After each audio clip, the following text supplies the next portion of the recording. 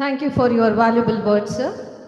Swasti prajabhya paripalanantu nyayena margana mahi mahishaha go brahmanebhya shubhamastu nityam lokaha samasta sukhino bhavantu. May the well-being of all people be protected by the powerful and mighty leaders, be with law and justice. May the success be with all divinity and scholars. May all the world become happy. With this thought, I appeal to Honorable Justice V. Srishanan Sir, Judge, High Court of Karnataka, to deliver keynote address.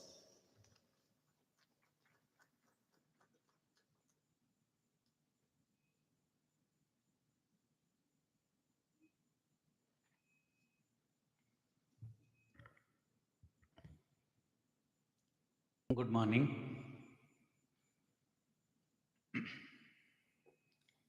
ಸಭೆಗೆ ವಂದನೆಗಳು. Greetings to all.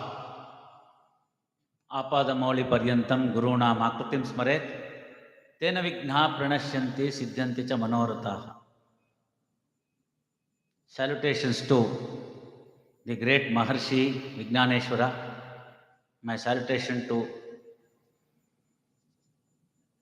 Justice M. Ramajoyce, His Excellency Honorable Justice Abdul Nazir Saab, Honorable Governor Andhra Pradesh State,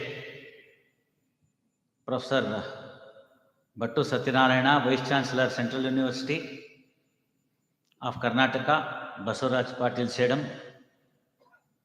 President Vignaneshwara Pratisthana Trust and former Member of Parliament Rajya Sabha, Dr. Basuraj, Dean School of Legal Jurisprudence Studies, Dr. Anant Chinture, Assistant Professor Department of Law, Central University, Sri Mahadevaya Karadalli, Trustee Vignaneshwara Trust, dignitaries of and on the dais, ladies and gentlemen, print and electronic media. This day should mark really a distinct and a golden opportunity for all of us. Today, we have all assembled here for a wonderful and meaningful national conference on the subject Mitakshara, Bharatiya Jurisprudence. I don't know whether the organizers had this in their mind when they used Bharatiya Jurisprudence, as yesterday the nation has passed 2 bills with the name Bharatiya in it. Maybe a coincidence. And the bill, I am to completely go through the same, but bill would definitely ponder over certain aspects that we are going to discuss in this seminar as well. The one-day seminar is organized in commemoration of birth anniversary of Dr. M. Ramajoyce. In the day's seminar, the 2 technical sessions are spread over, having regard to the time given at my command, and also to ignite or kindle the anxiety and anxiousness about the day's seminar. The keynote address would be in the form of a trailer only. One need not get surprised because I am there in second session as well. I would be dealing with the subject at that point of time, how the Mitakshara, a commentary by Vignaneshwara, is relevant even today in the present era, modern era. Reserving such for the technical session, the keynote address would be focusing on the salient features of what is the purpose and object of the day's seminar. There would be definitely scope for further deliberation for the jignasus on the point, especially how Vignaneshwara stands on a different footing from other commentators on these Smritis. I'm sure that both the technical sessions would be quite interesting for the people who are to take home something from our ancient smritis, comprising of the resource persons for advocates, judges, pundits, who have made some real study into the Vijnaneshwara. In the second technical session, there is also scope for presentation of research papers, and topic would definitely throw a sufficient light on the relevancy of the Yajnavalkya Smriti in the modern era as well, vis-a-vis the much oppressed and much always emphasized upon the empowerment of the women. I am conscious while making such a statement that it is in vogue and often said that the Smritis did not give the scope for the woman folk. If somebody has read Manu, one may get such a feeling at the first reading. Unfortunately, the measuring yardstick is something different. Therefore, such feeling one would definitely get it. But if somebody has studied Yajnavalkya, especially the Mitakshara by Vijnaneshwara, one would really appreciate and then see he was partial to women, not the men. This was in 10th century or the advent of 11th century. Where are we now heading to? Should we take anything from the West in saying that the woman empowerment is necessary is a question that needs to be pondered over, especially in the second technical session. I'll be further deliberating on the subject with the necessary shlokas from the Yajnavalkya Smriti itself, where Vijnaneshwara focuses on the equality,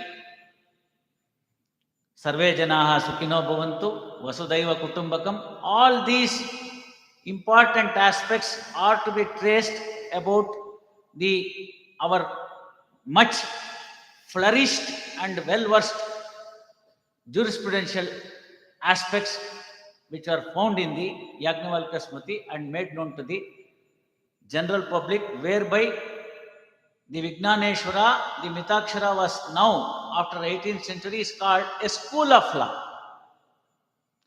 Till the Britishers invaded and then replaced their text into our Hindu code. This was what is would be dealt in detail in the second session. As could be seen from the theme of the conference, it is crystal clear that applied science of Mitakshara. This is where initially I also had some doubt. What is this applied science could be for the Mitakshara? Of course, some discussions were there with concerned, especially Mr. Nargun, who is to chair the second session. So we thought over the subject, what could be the applied science? Purely scientific angle, we can see the physical principles being treated as an applied science.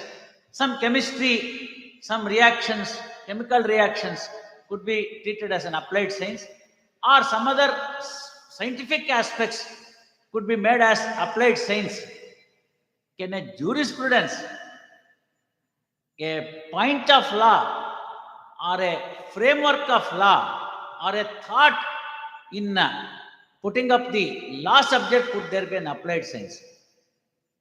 After pondering over for some time, I was really surprised, because from this angle I had not studied Vijnaneshwara. So when I made further study onto the Vijnaneshwara on these aspects of the matter, Vijnaneshwara was not only a jurist, he had such a profound knowledge on the scientific aspects, especially when he defines the word sapinda with biological and physiological reasons. And that was something where Vijnaneshwara reached the peak and top among all other commentators. There are few other commentaries on the Yajnavalkya Smriti as well, but Vijnaneshwara found himself a distinct and different position because of his interpretation onto the word Sapinda with the scientific angle, giving up of the propriety, and then only looking from the scientific angle, and would go to show, would go to the extent of quoting the text from Garbhopanishad, which the modern day biotechnology people are still worrying to understand the nuances of the all details, where he quotes from the a sloka from the Garbhopanishad and says a new fetus would acquire the skeleton and other aspects of the matter and the muscles from the father, blood and other aspects of the matter from the mother. So this is where the scientific angle was shown and the Sapinda was defined. Modern day science would go to show that if somebody marries that's available in the Tamil Nadu region and also in some parts of the North India, that to marry the daughter of the elder sister. Now it is nuclear family, it may look very absurd. The elder sister is aged around 22, 23. Her youngest brother is around 5, 6. And eldest sister would deliver a baby. When in the cradle, the marriage would have been fixed. Such a practice was not allowed and it should not be, was what the Vijnaneshwara has specifically told with the definition of Sapinda and how it ultimately deforms the chromosomes and resulting in an imbecile child to be born. Such a beautiful science without there being any diagnostic procedures that were what we are having today. Vijnaneshwara in the 10th century propounded such a theory and then gave a different meaning for the word Sapinda, and it is more structural and scientific. From that angle, it is definitely an applied science in the Bharatiya jurisprudence, and that we can ponder over further. We have seen many Western juries, they place the our Smritis for around 3,500 to 4,000 years old. First among them would be Manusmriti. It was some sort of a Smriti where all walks of life are put in a particular form, but it was not in a structured form or chapter wise. So there were a lot of confusion to understand. At one point of time, the one particular sloka will be speaking about the worldly aspect, and at the same time, the sloka would be totally from the religious angle. Therefore, we had a lot of difficulty in understanding and codifying the Manusmriti. Then came Yajnavalkya. He not only made it into the chapter wise, but also the chapters dealt with a particular aspects as well. Therefore, as compared to the Manusmriti, which cannot be pushed aside or brushed aside from the modern angle, we may look like that it is so, but it was not so. Manu had defined the crime then itself. Not only he defined the crime, but he also classified into two, and he says, ಒಂದು ಮಣ್ಣಿಗಾಗಿ ಒಂದು ಹೆಣ್ಣಿಗಾಗಿ, either for the mother earth or for the woman, he classified.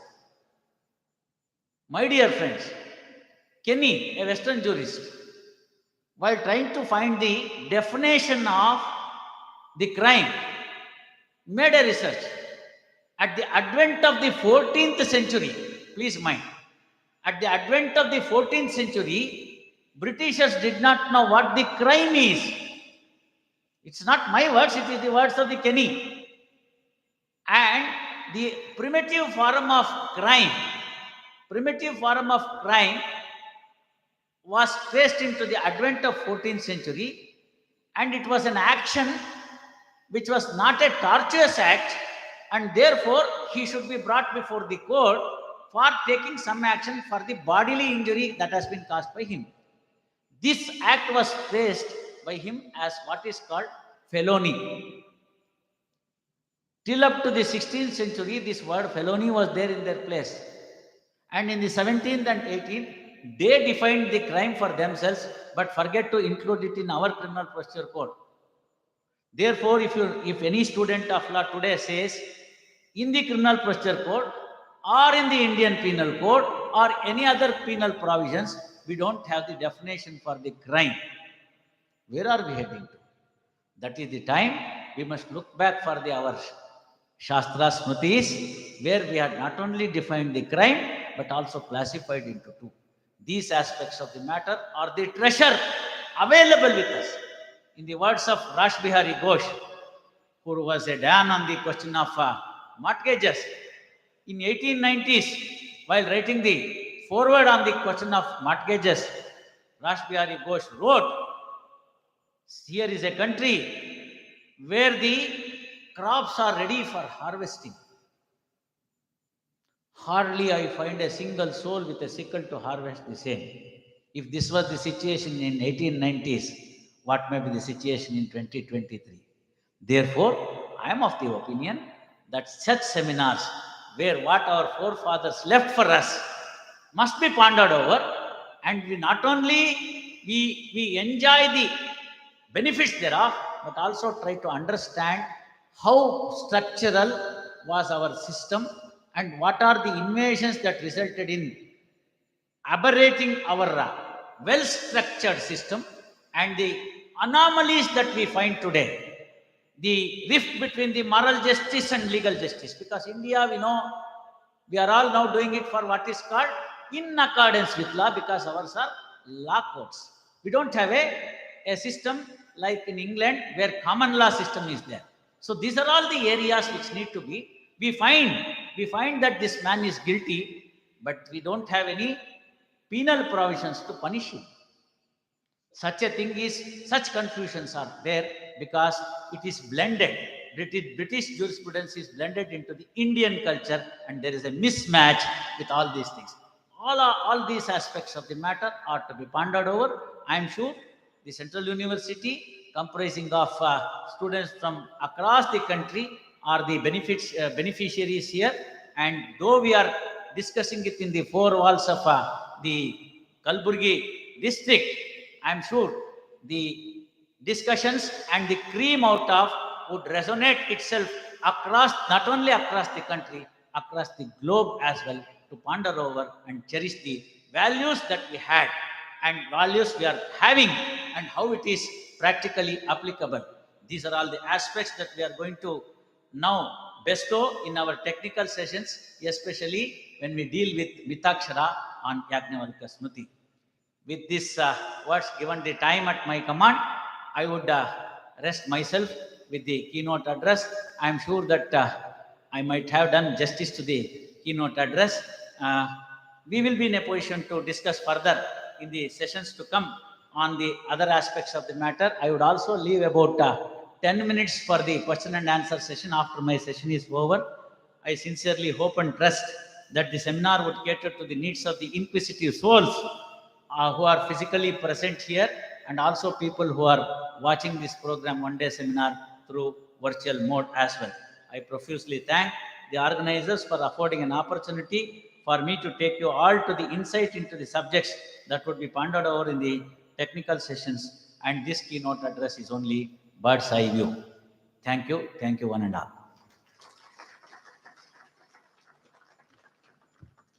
Thank you, sir, for your enlightened thoughts on Bharatiya jurisprudence.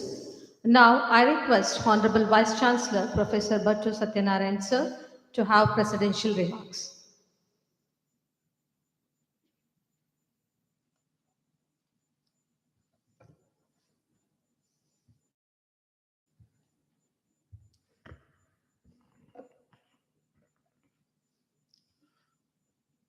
Today, Chief Guest,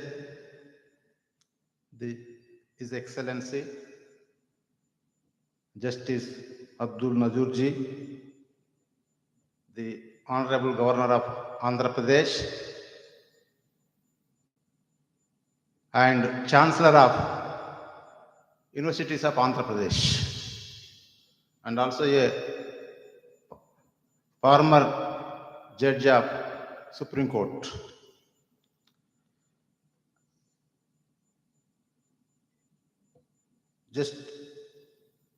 Justice V.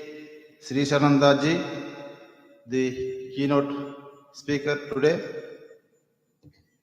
Sri Basaraj Patil Sedamji, the guest of honor, and President Vijnaneshwara Pratisthana Trust, Professor Basaraj Kupakadi, the Dean, School of Legal Studies in the Central State of Karnataka, Sri Anant Chinchuri, and Mahadevaya Karadalli, the trustee, Vijnaneshwara Pratisthana Trust, and Registrar, Control of Examination, and other statutory officers, deans, head of departments, faculty members,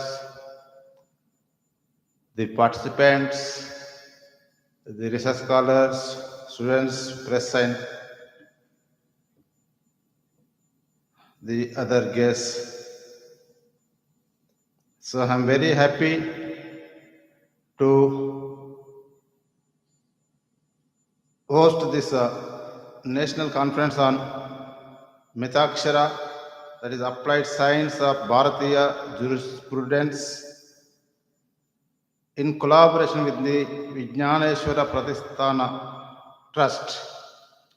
When this our law department has approached me and then they brought this proposal, I immediately accepted, and I advise them to go ahead with this one because it is an opportunity for us, because we have also our own interest, because these universities are now missing the link between the society and the industry.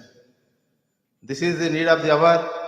Even NEP 2020 is advocating not only to transform the knowledge and also skills should be required for the student who have come out of this university system. And also universities, it is the duty of the universities to find a solution to the societal problems. And just only four-room classroom teaching is not sufficient. If you invite the luminaries like our Justice Abdul Nazir ji, Sri Sananda ji, they have a lot of experience in the field.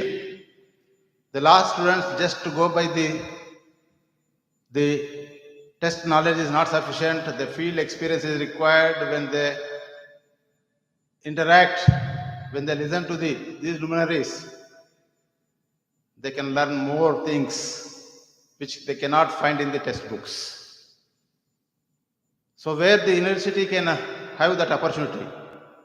So for that purpose, immediately I accepted and advised them to go ahead with this program. Because we are very fortunate. The Central State of Karnataka is located in this area, and with the help of the Government of India and UUC, the university has established the Department of that is law in our university, and it is a place for this. Really, we are doing justice because the Mitakshara, which is a base for the Hindu laws, are originated from this region. After I coming there, I came to know that that is Martanda is nearby Kalaburgi, and then I came to know that there is a Vijnaneshwara Pratisthana Trust, where they are organizing a lot of programs, where it was initiated by the Honorable Justice, the late M. Ramo Joyce ji. He was the first president of the trust, and now along with this, so that is in collaboration with this Vijnaneshwara Trust, we are organizing a lot of this online programs. And recently also 1 week we organized the series of lectures, including the Justice Santosh Hegde ji. So where the students is getting an opportunity to interact with the judicial luminaries. For every department, I'm trying to organize such a programs where the students need to expose to the industry and with experts who are having a lot of experience in their own fields, which cannot be, with that knowledge cannot get from the textbook. And recently also we organized a 2-day seminar workshop that is on Indian knowledge system.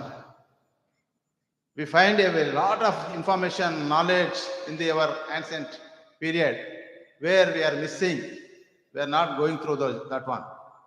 So where the Aryabhatta, no one knows about his theory. Many are missing in our school curricula. We are not at all exposing our own students. Everything we are copying from others. Now it is in a time where the NEP 2020 is permitting and giving a lot of flexibility to the university. In the name of autonomy, we have that flexibility. We can introduce many things by interacting with the luminaries in the society. Even that flexibility is there because every student, irrespective of their discipline, they should have some kind of legal knowledge. That's why we have also introduced as an elective the Constitution. The students can opt that, irrespective of their discipline, because they need the legal knowledge. Always everyone talks about the freedom of expression, the fundamental rights. But no one go through the fundamental duties. So that is, we should maintain balance. In the name of fundamental rights, that is freedom of expression, we should not hurt others. That also we are missing. So this students should know, that is every citizen should know about the constitutional values. So irrespective of the discipline, that's why we are encouraging that NEP 2020 is also permitting us. Then we are also chosen and we are offering that subject for every discipline. And I came to know that about this Vijnaneshwara, who has written this Mitakshara. And this Mitakshara is very, very useful even today, where this Indian Hindu laws are mainly laid down based on this Mitakshara. By devolving into its principles, legal scholars, practitioners, and policymakers can better understand the historical basis of contemporary legal frameworks and societal norms. It's our legal heritage. Reading and discussing on the Mitakshara allows us to engage with India's rich cultural heritage. It sheds light on traditional customs, ethical values, and social norms that have shaped the country's identity, fostering a deeper connection to our roots, which is also the aim of the Indian knowledge system. Analyzing the Mitakshara's concepts alongside modern laws enables us to trace the evolution of legal thought and identify continuities and changes in legal principles over time. This comparative approach contributes to a more comprehensive understanding of the legal landscape. Mitakshara's discussion on gender roles and inheritance have contemporary relevance in pursuing gender equality. By critically examining its perspectives, we can engage in constructive conversations about addressing gender disparities and promoting equal rights. The ethical and philosophical insights offered by the Mitakshara can broaden our understanding of ethical dilemmas and guide ethical decision making in various aspects of life. Particularly now, everyone talking about the degrading of the values in every society. So where we need to teach this at the university level, where that's why even in the as per NEP 2020, we ethics and morals and values are introduced as a part of curriculum. And these are the universities are only that can build the nation. And there the teachers should involve themselves for making the nation in a better way, where the teachers can show the direction to the students and I really am congratulating our honorable this judge, the Justice Abdul Nazib ji as a governor of Andhra Pradesh and also universities of that is the Chancellor of Universities of Andhra Pradesh has initiated for the recruitment of teachers in Andhra Pradesh because the state universities are that is they are suffering and because of the, our Abdul Nazir ji because of his initiation now the government has accepted his proposal and now the university is going to recruit. Without teachers, the case universities cannot progress. Only the so far the recruitment is taking place only in the central cities, and that is required definitely with the presence of our Justice Abdul Nazir ji. Definitely today we can feel it as a privilege for us, our university for his visit, and definitely will so it will inspire today particularly faculty members and our law students. With this, I thank these organizers for this giving opportunity. Thanks, one and all. Thank you, sir. My experience has shown me that we win justice quickest by rendering justice to other party. With these words of Mahatma Gandhi, I pray His Excellency Shri Justice S. Abdul Nazir, Honorable Governor of Andhra Pradesh and former Judge Supreme Court of India, to give message to our budding legal fraternity.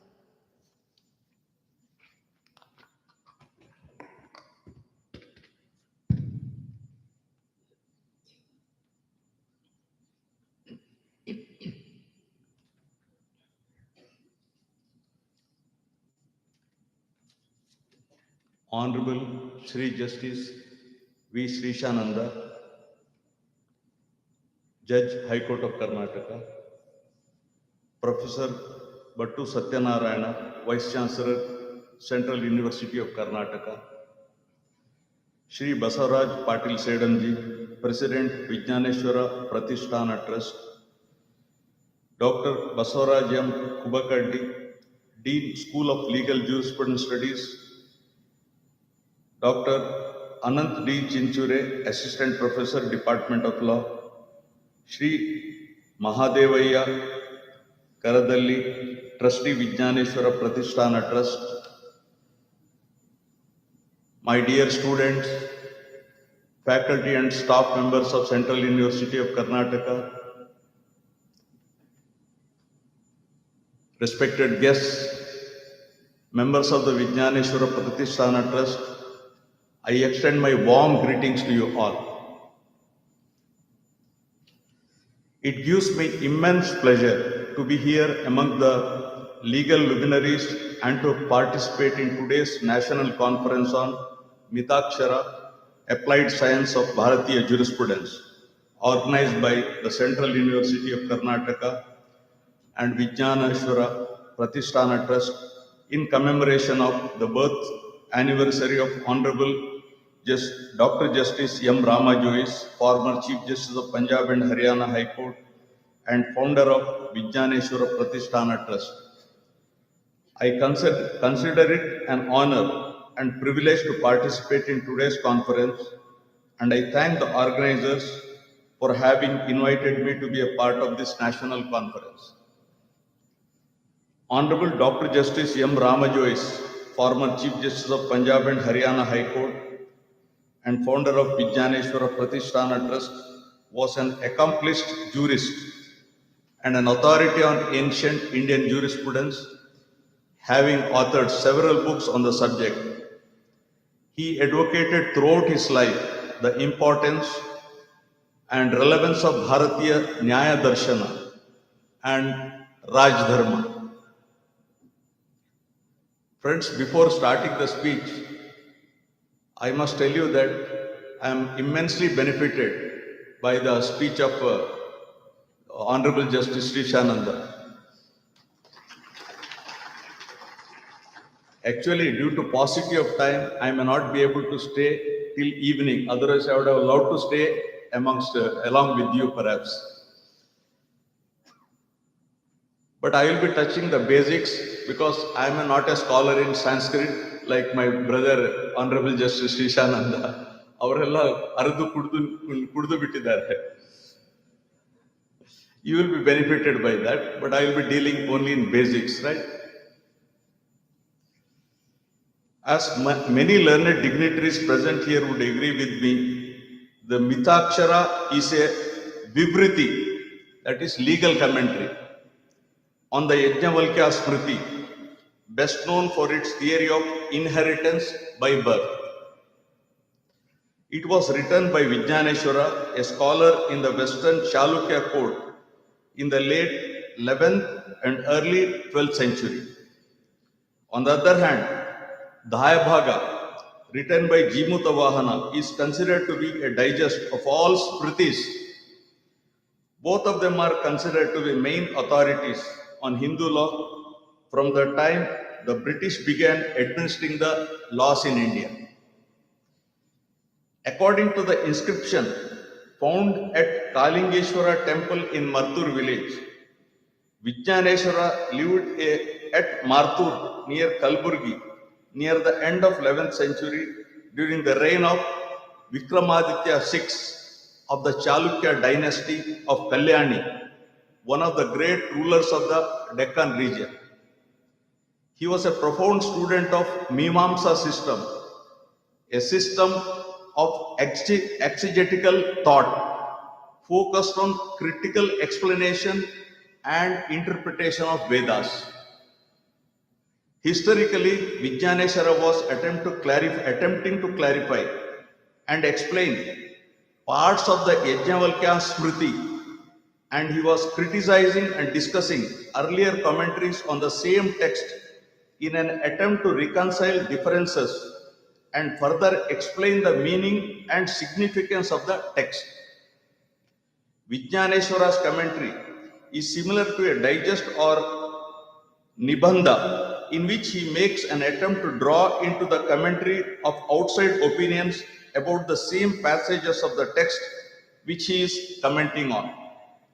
Although he is commenting on the Yajnavalkya Smriti, he cites numerous earlier commentators as well, including Vishwarupa, Medatiti, and Dhareshwara. Mitakshara's most important topics include property rights, property distribution, and inheritance. This text has become an authority especially on inheritance throughout most of the country after the British entered India. The Mitakshara, along with the Dayabhaga, became an influential source for British courts in India. The Mitakshara was influential throughout the major parts of India, except in Bengal, Assam, and some parts of Odisha and Bihar, where the Dayabhaga system prevailed as an authority of law. The British wanted to administer the law that already existed in India to the people and searched for a text that could be used to help solve the disputes among the people in matters which were already customary in the subcontinent. These disputes often involved property rights or inheritance issues. Therefore, the first translation of the Mitakshara was by a British Orientalist and Sanskrit scholar, Mr. Henry Thomas Colebrook, in 1810, titled Law of Inheritance, that gave the British an insight on how to deal with inheritance issues in India. At that point, Mitakshara held the status of a legislative text because it was used as a direct resource regarding inheritance in the courts of law in most of India. It is well known that the Hindu law is the most ancient law in the world. Originally, Hindu law was created to satisfy every need and welfare of the people. The concept of Hindu law is based on Shruti, that is phrases of God, Smriti, that is text, customs, vintage practices, commentaries, and digest. Sir Henry Summer Main, in his book Dissertations on Early Law and Custom, it's a book of 1883, mentioned about the knowledge contained in Hindu scriptures by saying, I quote, listen to me carefully, the Hindu way of putting it was and is not simply that the scriptures is true, but that everything which is true is contained in the scripture, unquote. Schools of thought refer to the divided opinions on a subject matter. The schools of thought on Hindu law refers back to various and divided opinions on policies and principles of Hindu law.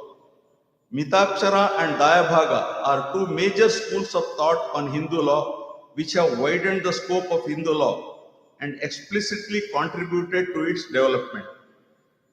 Mitakshara means a short compendium or is a running commentary on the code of Yajnavalkya and a veritable digest of Smriti law and contains the quintessence of Smriti law and its precepts and injunctions.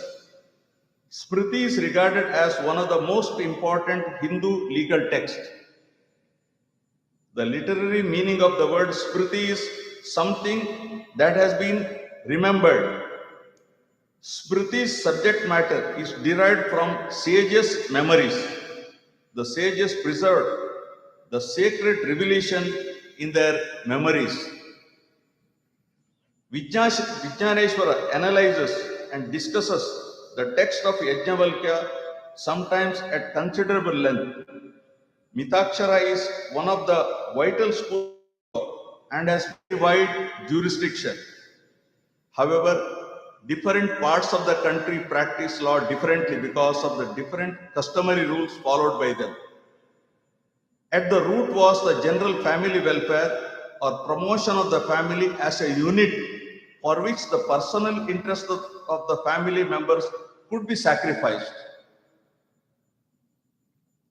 Under Hindu law, therefore, the joint family system came first in the historical order, and the individual recognition of a person distinct from the family came later.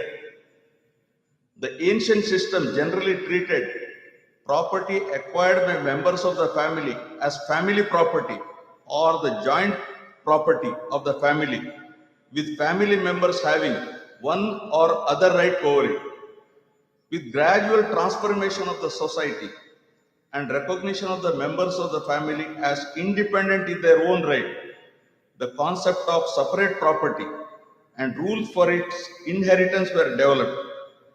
This dual property system, though considerably diluted, has survived the test of time. The judicial and legislative forest and the Hindu society still recognizes joint family and joint family property as unique entities having no similar concept alive anywhere else in the world. But friends, I want to add here one thing. Maybe you may have to deliberate with the Justice Srishananda. In 1956, Hindu laws were codified with the 56 Act, right? And virtually, and after 2005, it is further diluted. And even our sisters were also made the co-parceners. According to me now, Honorable Justice Srishananda, I want to ask you this question. Whether joint family stays only for the purpose of taxation as of now. And I really don't know, Mr. Nargunda has to answer this question. What should happen after UCC comes into force, Uniform Civil Code comes into force? Whether this Hindu joint family, HUF, will stay even for taxation purposes after UCC. You have to tell us.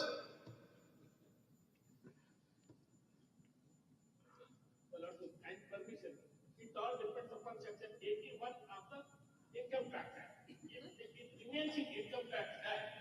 If it remains in Income Tax Act, only for the benefit of the joint family it will remain. But the taxation value is now found to be about 3,000 crores. The joint family, because of the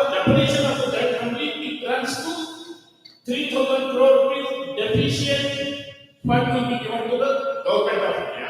If it has been taken it out, 3,000 rupees extra will be paid by the Hindu family to the government. But sir, we are going to draft uniform civil code. So you will apply UCC for Muslim Christians also, is it?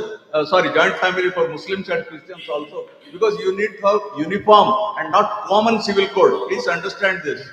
You ought to have uniform civil code and not common civil code. There is a problem. There is a problem. Section 8 was very good. I don't know. I don't know. Acha. Become redundant. That would be the practically. So what should happen to the taxpayer, sir? You are avoiding taxation. Exactly. What happens to a taxpayer is that irrespective of whether he is an individual or otherwise, if he has earned something, he must pay the tax. That would be the. So I don't know how to call so far. Is it tax avoidance or tax planning? I don't know how to call this term so far.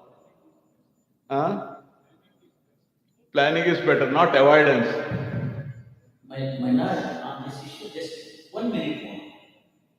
Way back when Arthashastra was made, and Chanakya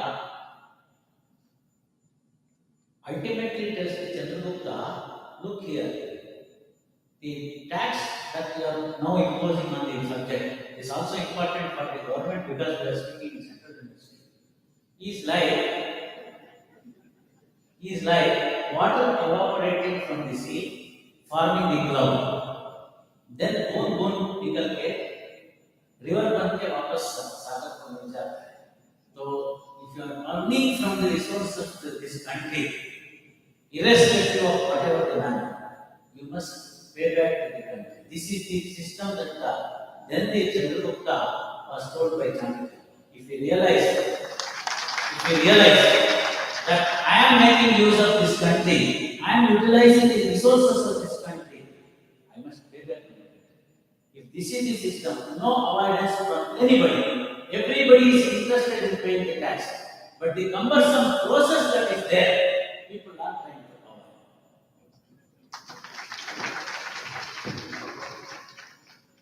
Anyway, there will be a lot of debate once the draft comes, right? Hopefully, we have one more seminar on this issue. Hardship being a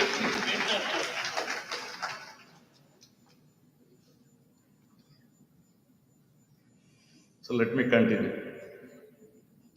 The primary concept of Mitakshara co-personary was spiritual in nature.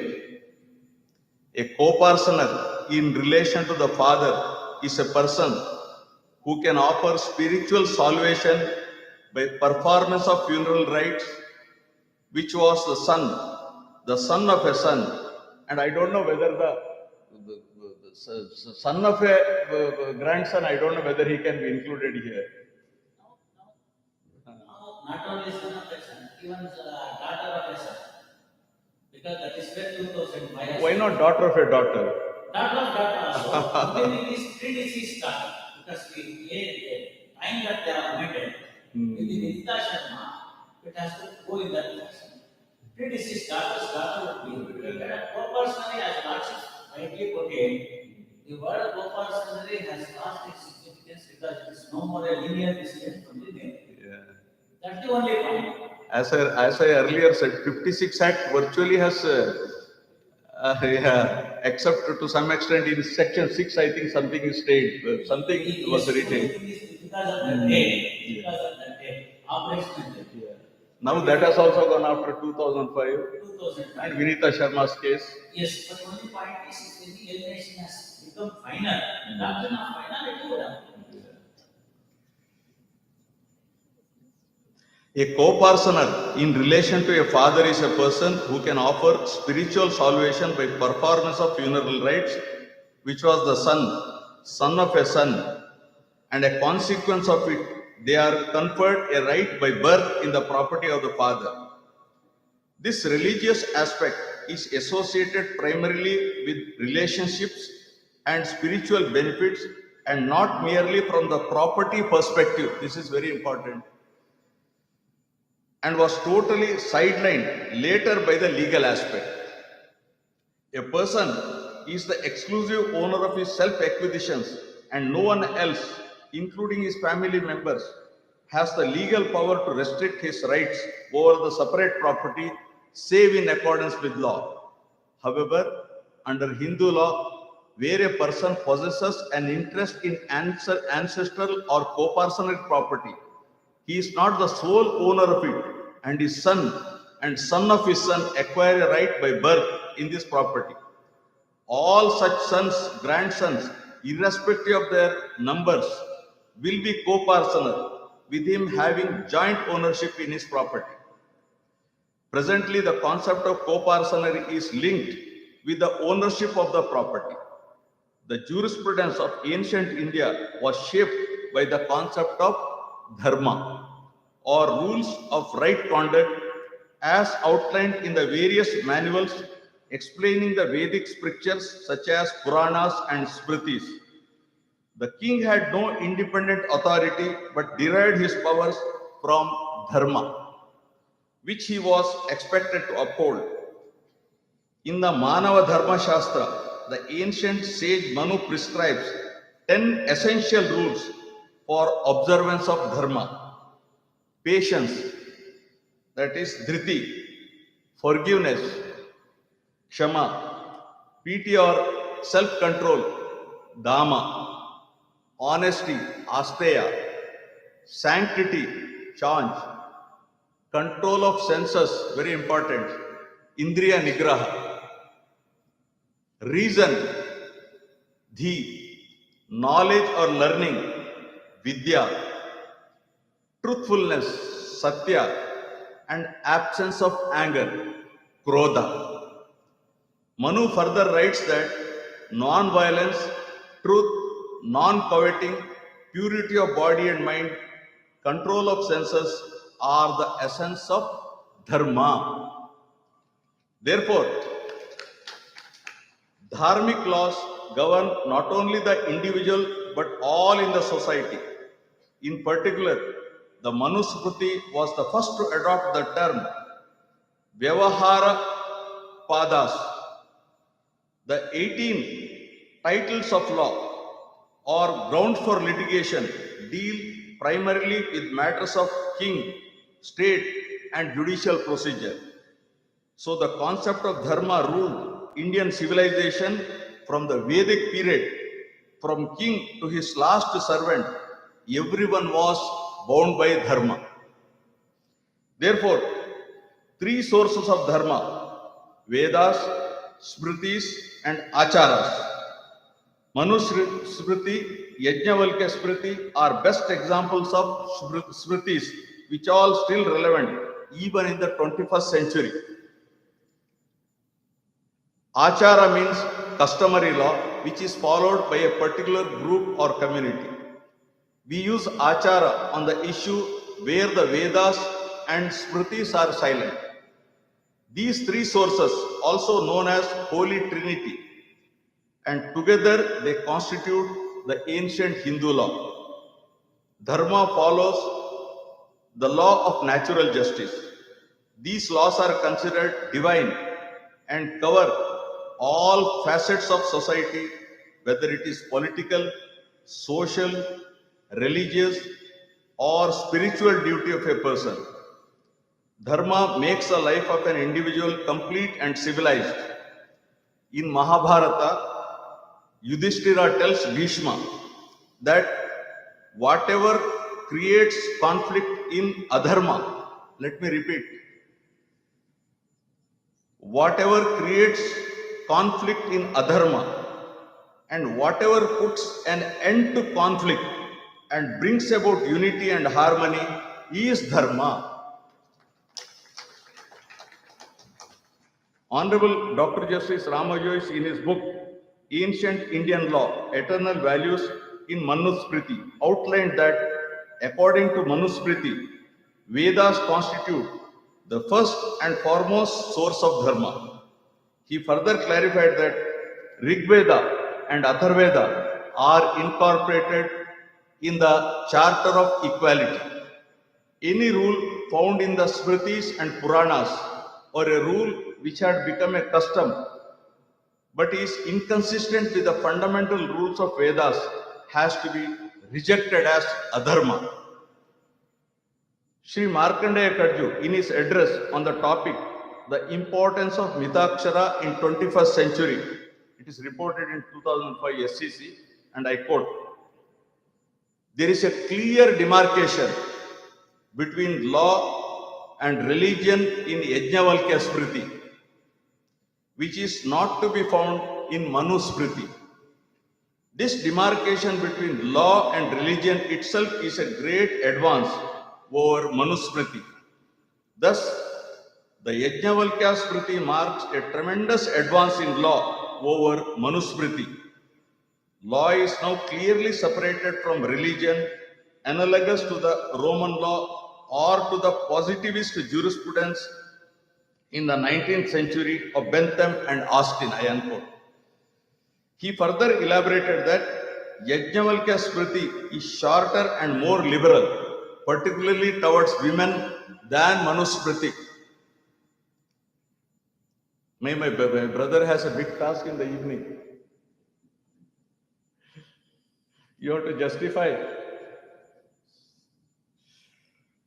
It was perhaps for this reason that Vijnaneshwara preferred the Yajnavalkya Smriti to Manusmriti for writing his commentary.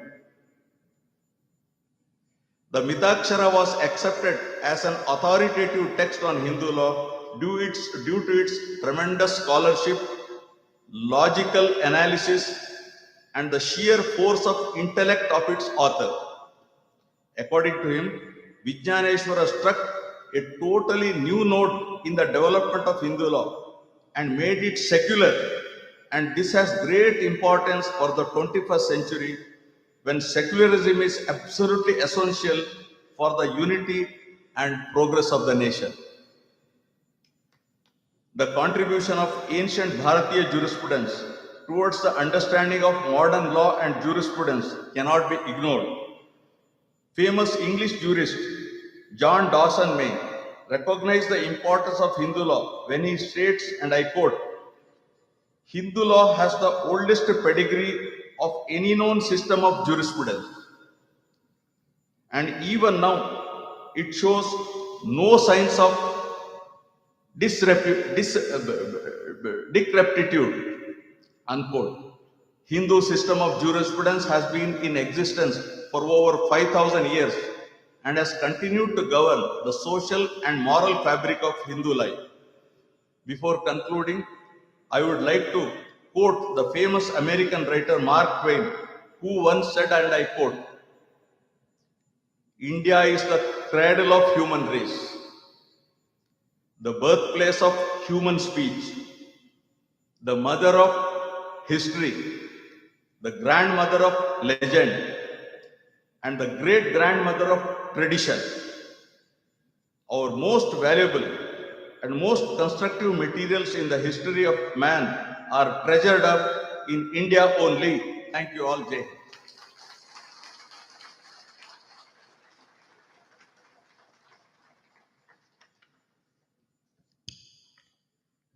Thank you, sir, for giving the messages on the outline of Bharatiya jurisprudence. Now, Atiti Devo Bhava is our cardinal tradition and culture. With this, I request Honorable Vice Chancellor, Professor Bhattunath Satyanarayan, sir, to felicitate His Excellency Shri Justice S. Abdul Nazir, sir, Honorable Governor of Andhra Pradesh and former Judge, Supreme Court of India.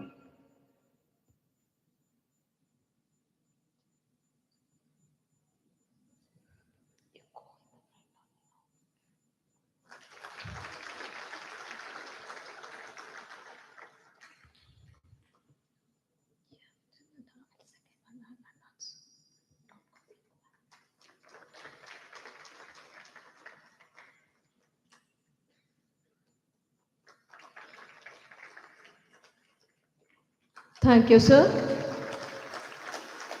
I also request Vice Chancellor, sir, to felicitate Honorable Justice V. Srishanand Sir, Judge, High Court of Karnataka.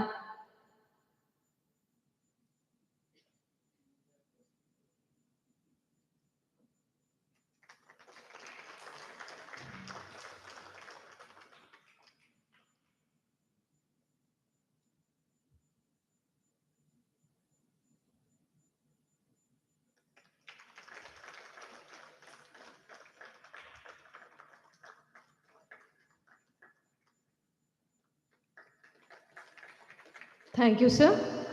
I also request Vice Chancellor, sir, to felicitate the guest of honor, Shri Basaraj Patil Sedam, President, Vignaneshwara Pratisthana Trust, and former MP and Rajya Sabha.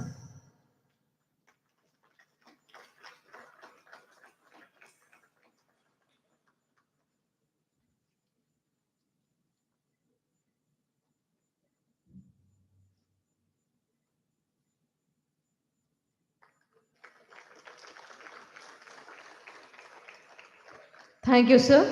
Now I request Dr. Basaraj M. Kopkadi, sir, Head Department of Law, to felicitate Vice Chancellor, sir, Professor Bhattu Satyanarayan, sir.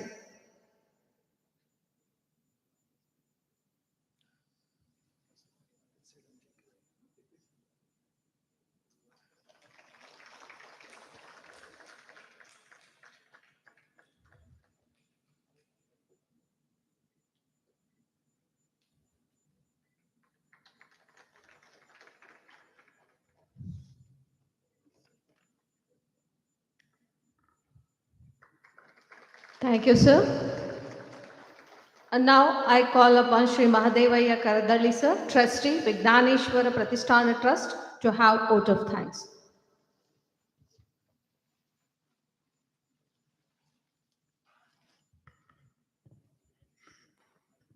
ಎಲ್ಲರಿಗೂ ನಮಸ್ಕಾರಗಳು. ತಾಯಿ ಭಾರತಿಯನ್ನು ವಂದಿಸಿ ಇವತ್ತಿನ ಕಾರ್ಯಕ್ರಮದಲ್ಲಿ ಪಾಂಡಿತ್ಯಪೂರ್ಣ ಉಪನ್ಯಾಸ ನೀಡಿ ಮುಂದಿನ ಅವಧಿಗಳಿಗೆ ಪ್ರೇರಣೆ ನೀಡಿದಂಥ ಆಂಧ್ರ ಪ್ರದೇಶದ ಗೌರವಾನ್ವಿತ ಘನವೆತ್ತ ರಾಜ್ಯಪಾಲರಾದಂಥ ಗೌರವಾನ್ವಿತ ನ್ಯಾಯಮೂರ್ತಿ ಜಸ್ಟಿಸ್ ನಜೀರ್ ಸಾಹೇಬರಿಗೆ central university of Karnataka Kadaganchi ಮತ್ತು ವಿಜ್ಞಾನೇಶ್ವರ ಪ್ರತಿಷ್ಠಾನ ಮರ್ತೂರು ಕಡೆಯಿಂದ ಹೃತ್ಪೂರ್ವಕ ಧನ್ಯವಾದಗಳನ್ನು ಅರ್ಪಿಸ್ತೇನೆ. ಸರ್ ಅವರು ತಮ್ಮೆಲ್ಲ ಬಿಡುವಿನ ಮಧ್ಯೆ ನಮ್ಮ ಕಾರ್ಯಕ್ರಮಕ್ಕೆ ದೂರದಿಂದ ಬಂದಿದ್ದಾರೆ. ನನಗೆ ಒಂದು ಯೋಗ ಅಂದರೆ ಬಿಫೋರ್ ಕರೋನಾ ಬರೋದಕ್ಕಿಂತ ಮುಂಚೆ ನ್ಯಾಷನಲ್ ಲಾ ಯೂನಿವರ್ಸಿಟಿ ಕೂಡ ಸೆಮಿನಾರ್ ಇಟ್ಕೊಂಡಾಗ ಅವ್ರು ಬಂದಿದ್ದರು. ಅವಾಗ ಜಸ್ಟಿಸ್ ರಾಮರಾಜ್ ಜೋಯಿಸರಿದ್ದರು. ಈಗ ಜಸ್ಟಿಸ್ ರಾಮರಾಜ್ ಜೋಯಿಸರು ಹೋದ ನಂತರ ಮೊಟ್ಟ ಮೊದಲನೇ ಕಾರ್ಯಕ್ರಮದಲ್ಲಿ ಮತ್ತೆ ಅತಿಥಿಗಳಾಗಿ ಬಂದಿದ್ದಾರೆ. ಮುಂದಿನ ಮಾರ್ಗದರ್ಶಕರಾಗಿ ನಮಗೆ ಇವರು ಸಿಕ್ಕಂತೆ ನಾನು ಭಾವಿಸ್ತೇನೆ. ಸರ್, ವಿಜ್ಞಾನೇಶ್ವರ ಪ್ರತಿಷ್ಠಾನದ ಎಲ್ಲ ಕಾರ್ಯಕ್ರಮಗಳಿಗೆ ತಮ್ಮ ಆಶೀರ್ವಾದ ಇರಬೇಕಂತ ಕೇಳ್ಕೊಳ್ತೇನೆ. ಸರ್, ನಮ್ಮೆಲ್ಲ ಕಾರ್ಯಕ್ರಮಗಳಿಗೆ ಪ್ರೇರಣೆ ಸದಾ ನಮ್ಮ ಜೊತೆ ಇರ್ತಕ್ಕಂಥ ವಿಜ್ಞಾನೇಶ್ವರ ಪ್ರತಿಷ್ಠಾನದ ದಶಕಗಳ ಜೊತೆ ನಮ್ಮಿರ್ತಕ್ಕಂಥ ಹೈಕೋರ್ಟಿನ ಮಾನ್ಯ ನ್ಯಾಯಾಧೀಶರಾದಂಥ ಸನ್ಮಾನ್ಯ ನ್ಯಾಯಮೂರ್ತಿ ವಿ ಶ್ರೀಶಾನಂದರಿಗೂ ಕೂಡ ನಾನು ಸೆಂಟ್ರಲ್ ಯೂನಿವರ್ಸಿಟಿ ಆಫ್ ಕರ್ನಾಟಕ ಮತ್ತು ವಿಜ್ಞಾನೇಶ್ವರ ಪ್ರತಿಷ್ಠಾನದಿಂದ ತುಂಬ ಹೃದಯದ ಧನ್ಯವಾದಗಳನ್ನು ಅರ್ಪಿಸ್ತೇನೆ. ನಾವು ಈ ಕಾರ್ಯಕ್ರಮ ಮಾಡಬೇಕಂತ ಯೋಚನೆ ಮಾಡಿದಾಗ ಸೆಂಟ್ರಲ್ ಯೂನಿವರ್ಸಿಟಿ ಆಫ್ ಕರ್ನಾಟಕದ ಕಾನೂನು ವಿಭಾಗದ ವತಿಯಿಂದ ಈ ಕಾರ್ಯಕ್ರಮ ನಡೆಸಲಿಕ್ಕೆ ಪ್ರೇರಣೆ ನೀಡಿ ಸರ್ವ ಸಹಕಾರಗಳನ್ನು ನೀಡಿದಂಥ CUK ಮಾನ್ಯ ಕುಲಪತಿಗಳಾದಂಥ ಶ್ರೀ ಭಟ್ಟು ಸತ್ಯನಾರಾಯಣ ಅವರಿಗೂ ಕೂಡ ನಾವು ಧನ್ಯವಾದಗಳನ್ನು ಅರ್ಪಿಸ್ತೇವೆ. ನಮ್ಮೆಲ್ಲ ಕಾರ್ಯಕ್ರಮಗಳಿಗೆ ಮಾರ್ಗದರ್ಶಕರು, ಪ್ರೇರಣೆಯಾದಂಥ ಅಧ್ಯಕ್ಷರಾದಂಥ ಸನ್ಮಾನ್ಯ ರಾಮರಾಜ್ ಜೋಯಿಸರ ನಂತರ ಅಧ್ಯಕ್ಷರಾಗಿ ನಮ್ಗೆ ಮಾರ್ಗದರ್ಶನ ಮಾಡ್ತಕ್ಕಂಥ ಮಾನ್ಯ ಶ್ರೀ ಬಸವರಾಜ್ ಪಾಟೀಲ್ ಸೇಡಂ ಅವರಿಗೂ ಕೂಡ ನಾನು ಪಕ್ಕ ಧನ್ಯವಾದಗಳನ್ನು ಅರ್ಪಿಸ್ತೇನೆ. ಈ ಕಾರ್ಯಕ್ರಮದಲ್ಲಿ ನಮಗೆಲ್ಲ ಮಾರ್ಗದರ್ಶನ ಮಾಡಲಿಕ್ಕೆ ಚೆನ್ನೈನಿಂದ ಶ್ರೀ ಕೃಷ್ಣನ್ ಸ್ಕಾಲರ್ ಬಂದಿದ್ದಾರೆ. ಅದೇ ರೀತಿ ದರ್ಭಂಗದ ಜಿಲ್ಲಾ ನ್ಯಾಯಾಧೀಶರಾದಂಥ ಶ್ರೀಯುತ ರಮಾಕಾಂತ್ ಸರ್, ಆಮೇಲೆ ಕಂಚಿ ಕಾಮಕೋಟಿ ಪೀಠದ ಸಂಸ್ಕೃತ ವಿಭಾಗದ ಮುಖ್ಯಸ್ಥರಾದಂಥ ಸನ್ಮಾನ್ಯ ಶ್ರೀ ನವೀನ್ ಅವರು ಬಂದಿದ್ದಾರೆ. ಚೆನ್ನೈನ ಖ್ಯಾತ ವಕೀಲ ಶ್ರೀ ಮುಕುಂದನ್ ಅವರು ಬಂದಿದ್ದಾರೆ. ಅದೇ ರೀತಿ additional solicitor of India, farmer additional solicitor of India, ಖ್ಯಾತ ನ್ಯಾಯವಾದಿಗಳು ಶ್ರೀ MB ನರಗುಂದ್ ಅವರು ಬಂದಿದ್ದಾರೆ. ವಿದ್ಯಾಭಾರತಿಯ ದಕ್ಷಿಣ ಮಧ್ಯ ಕ್ಷೇತ್ರದ ಸಂಘಟಕರಾದಂಥ ಶ್ರೀ GR ಜಗದೀಶ್ ಇದ್ದಾರೆ. ವಿಜ್ಞಾನೇಶ್ವರ ಪ್ರತಿಷ್ಠಾನದ ಹಣಕಾಸು ವಿಶ್ವಸರಾದಂಥ ಶ್ರೀ ಸುರೇಶ್ ಡಿ ಬುಲ್ಬುಲಿ ಅವರಿದ್ದಾರೆ. ವಿಜ್ಞಾನೇಶ್ವರ ಪ್ರತಿಷ್ಠಾನದ ಅಕಾಡೆಮಿಕ್ ಟ್ರಸ್ಟಿಗಳಾದಂಥ ಶ್ರೀ ದೇಶಪಾಂಡೆ ಅವರು ಇದ್ದಾರೆ. ಅವರೆಲ್ಲರಿಗೂ ಕೂಡ ನಾನು ತುಂಬ ಹೃದಯದ ಧನ್ಯವಾದಗಳನ್ನು ಅರ್ಪಿಸ್ತೇನೆ. ವಿಶ್ವವಿದ್ಯಾಲಯದ ಎಲ್ಲ ಪ್ರೊಫೆಸರ್ಗಳಿಗೂ, ನಾನ್ ಟೀಚಿಂಗ್ ಸ್ಟಾಫ್ಗೂ, ಸ್ಕಾಲರ್ಸಿಗೂ ವಿಜ್ಞಾನೇಶ್ವರ ಪ್ರತಿಷ್ಠಾನದ ಕಡೆಯಿಂದ ತುಂಬ ಹೃದಯದ ಧನ್ಯವಾದಗಳನ್ನು ಹೇಳಿಸ್ತೇನೆ.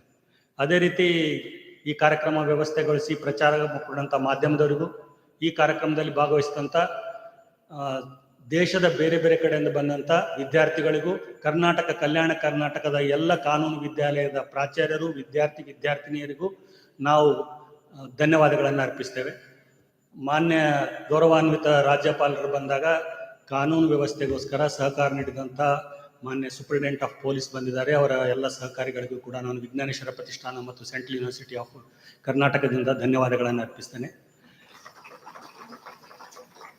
ವಿಜ್ಞಾನೇಶ್ವರ ಪ್ರತಿಷ್ಠಾನ ಈ ಉದ್ದೇಶವನ್ನು ಇಟ್ಟುಕೊಂಡು ಯೋಚನೆ ಮಾಡಿದೆ. ಸನ್ಮಾನ್ಯ ಇಬ್ಬರು ನ್ಯಾಯಮೂರ್ತಿಗಳು ತಮ್ಮ ಉದ್ಬೋಧನಾ ಭಾಷಣದಲ್ಲಿ ಹೇಳಿದರು, ಅಪ್ಲೈಡ್ ಸೈನ್ಸ್ ಯಾಕೆ ಅನ್ನೋದಕ್ಕೆ ರಾಮಾಜೋಸ್ರಿ 2 ಉದಾಹರಣೆಗಳನ್ನು ಕೊಟ್ಟಿದ್ರು. ಒಂದಂದರೆ ಮಿತಾಕ್ಷರದಲ್ಲಿ ಮಾನವೀಯತೆಯನ್ನು ನೋಡಬೇಕು. ಮಿತಾಕ್ಷರದಲ್ಲಿ ಮಾನ್ಯ ಗೌರವಾನ್ವಿತ ನ್ಯಾಯಮೂರ್ತಿಗಳು ಹೇಳಿದಾಗೆ ಧರ್ಮವನ್ನು ನೀತಿಯಾಗಿ ಅಧ್ಯಯನ ಮಾಡಬೇಕು, ಮಾನವೀಯ ಗುಣಗಳನ್ನು ಅಧ್ಯಯನ ಮಾಡಬೇಕು. ಹಾಗೆ ಫಿಸಿಕ್ಸ್ ಪ್ಯೂರ್ ಸೈನ್ಸ್ ಅದನ್ನು ಯಾರು ನೋಡೋಲ್ಲ, ಇಂಜಿನಿಯರಿಂಗ್ ಮೆಡಿಕಲ್ ಹೇಗೆ ನೋಡ್ತಾರೆ, ಜನಗಳಿಗೆ ಹತ್ರ ಆಗುತ್ತೆ. ಹಾಗೆ ಮಿತಾಕ್ಷರವೂ ಕೂಡ ಜನಗಳಿಗೆ ಹತ್ರ ಆಗಬೇಕು, ಯುಗಾನುಕೂಲ ಆಗಬೇಕು. ಇದನ್ನು ಜನಗಳಿಗೆ ಉಪಯೋಗ ಆಗೋ ರೀತಿಯಲ್ಲಿ, ಹೊಸ ರೀತಿಯಲ್ಲಿ ಪ್ರಸ್ತುತಪಡಿಸಬೇಕು ಅನ್ನೋ ಸಲುವಾಗಿ ಎಲ್ಲ ಭವಿಷ್ಯದ ನ್ಯಾಯ ಪಂಡಿತರಿಗಾಗಿ ಈ ಕಾರ್ಯಕ್ರಮವನ್ನು ಉತ್ತುಂಗದ ಶಿಖರಕ್ಕೇರಿದಂಥ ನ್ಯಾಯಮೂರ್ತಿಗಳಿಂದ ತಮ್ಮ ಮುಂದೆ ದರ್ಶನ ಮಾಡಲಿಕ್ಕೆ ಇಟ್ಟಿದ್ದೇವೆ. ಬಹುಶಃ ನಮ್ಮೆಲ್ಲರ ಜೀವನದಲ್ಲಿ ಸುಪ್ರೀಂ ಕೋರ್ಟ್ ನ್ಯಾಯಾಧೀಶರು, ಗೌರವಾನ್ವಿತ ರಾಜ್ಯಪಾಲರು, ಹೈಕೋರ್ಟ್ ನ್ಯಾಯಾಧೀಶರು ಮತ್ತು ಉಪಕುಲಪತಿಗಳನ್ನು ನೋಡ್ತಕ್ಕಂಥ ಸೌಭಾಗ್ಯ ಎಷ್ಟೋ ಜನಕ್ಕೆ ಹೋಗ್ಲಿಕ್ಕೆ ಸಿಗಂಗಿಲ್ಲ, ಆದರೆ ಇಲ್ಲಿ ಹತ್ತಿರ ಸಿಕ್ಕಿದೆ. ಆ ಸೌಭಾಗ್ಯವನ್ನು ಕರುಣಿಸಿದಂಥ ಸನ್ಮಾನ್ಯ ನ್ಯಾಯಮೂರ್ತಿಗಳಿಗೆ ನಾನು ಮತ್ತೊಮ್ಮೆ ವಂದಿಸಿ, ತಮ್ಮೆಲ್ಲರಿಗೂ ವಂದಿಸಿ, ಈ ಕಾರ್ಯಕ್ರಮಕ್ಕೆ ಪ್ರತ್ಯಕ್ಷ ಪರೋಕ್ಷ ಹೆಸರುಗಳಿಗಾಗೋದಿಲ್ಲ, ಆದರೂ ಕೂಡ ಎಲ್ಲ ಭಾಗವಹಿಸಿದಂಥ ಎಲ್ಲರಿಗೂ ಕೂಡ ನಾನು ವಿಜ್ಞಾನೇಶ್ವರ ಪ್ರತಿಷ್ಠಾನ ಮತ್ತು ಕೇಂದ್ರೀಯ ವಿಶ್ವವಿದ್ಯಾಲಯದಿಂದ ತುಂಬು ಹೃದಯದ ಕೃತಜ್ಞತೆಗಳನ್ನು ಸಲ್ಲಿಸ್ತೇನೆ. ಭಾರತ್ ಮಾತಾ ಕಿ ಜೈ, Vande Mataram. Thank you, sir. Now we conclude the inauguration session with national anthem. I request all of you to stand.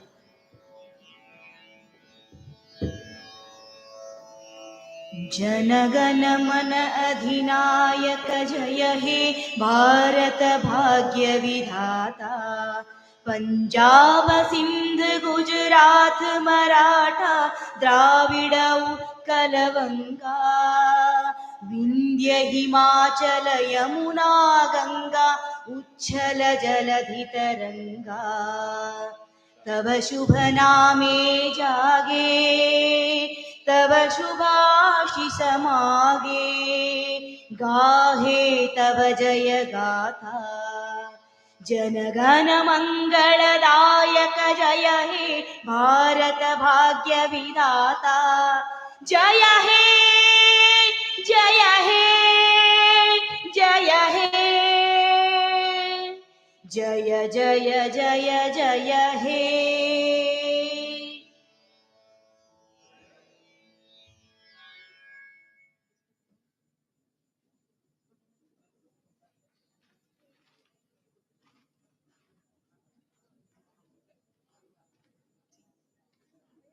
We'll be having a tea break now.